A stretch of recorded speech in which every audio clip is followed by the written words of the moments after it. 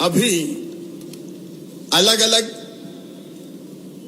Period के अनुसार आपको मानदेय देने की व्यवस्था है। अब ये पीरियड के हिसाब से नहीं होगी, अब महीने के हिसाब से मानदेय की व्यवस्था होगी।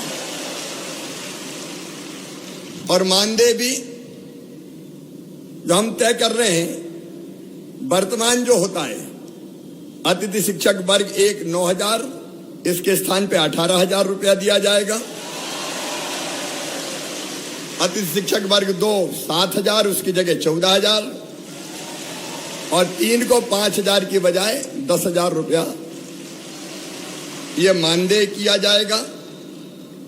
और अभी शायद हर महीने करते हैं अनुबंध, क्या करते हैं साल का, तो अब बीच में कोई भी गैप नहीं होगा। एक बार अनुबंध हो गया तो पूरे साल चलेगा, क्योंकि कुछ समय पढ़ाए वो उस समय करें क्या, आखिर उनकी भी तो जिंदगी का सवाल है। और इसलिए एक बार अनुबंध का मतलब साल भर उनकी सेवाएं चलेंगी। लेकिन इसके साथ साथ अब इस अनिश्चितता के भंवर से निकालने की भी एक परमानेंट कोई योजना बनानी पड़ेगी। और इसलिए हम एक शिक्षकों की भर्ती में अभी तक अतिथि शिक्षकों को केवल 25% का आरक्षण था, अब 50% बढ़ा के किया जाएगा। क्योंकि जो पढ़ा रहे हैं, जो अनुभवी है, वर्षों का व्यवहारिक ज्ञान जिनको है, अगर वो भर्ती होंगे तो मैं समझता हूं कि वो बेहतर ढंग से बच्चों को पढ़ा सकेंगे, बेहतर ढंग से बच्चों को पढ़ा सकेंगे। और ये व्यवस्था अगली भर्ती से ही जैसे होती है तत्काल हम लागू करने का काम करेंगे।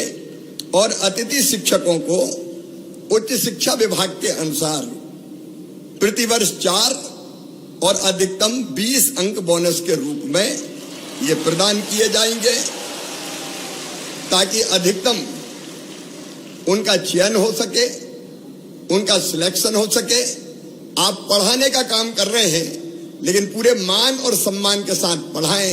एक मैं ये भी तय कर दूंगा कि जैसे नियमित पढ़ाने वालों को वेतन मिलता है, अब चूंकि वेतन तय हो गया है, मानदेय तय हो गया है, इसलिए निश्चित महीने की 1 तारीख, 1 या 2 3 4 जो भी होती है, उसमें सबको मानदेय मिल जाए, भटकना ना पड़े, परेशान ना होना पड़े, ताकि इनके घर की गाड़ी भी चल सके, परिवार को भी ये ढंग से देखने का काम कर सके।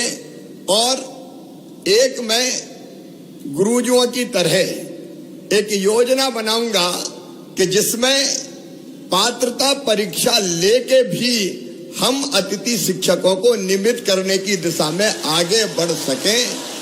जब गुरुजी के लिए किया है तो उनके लिए भी हम सोच सकते हैं। केवल जो आरटीए के अंतर, आपको पता है शिक्षा का जो कानून है आरटीई, उसके अंतर्गत डीएड बीएड वाली जो बाध्यताएं हैं वो हम रिलैक्स नहीं कर सकते, क्योंकि वो केंद्रीय कानून है। लेकिन उसको छोड़ के मेरी इच्छा है कि तुम सब नियमित हो जाओ, ढंग से पढ़ाओ, बच्चों को भी ठीक से पढ़ाओ, और बच्चों के साथ साथ अपने परिवार का भी आप ध्यान रख पाए।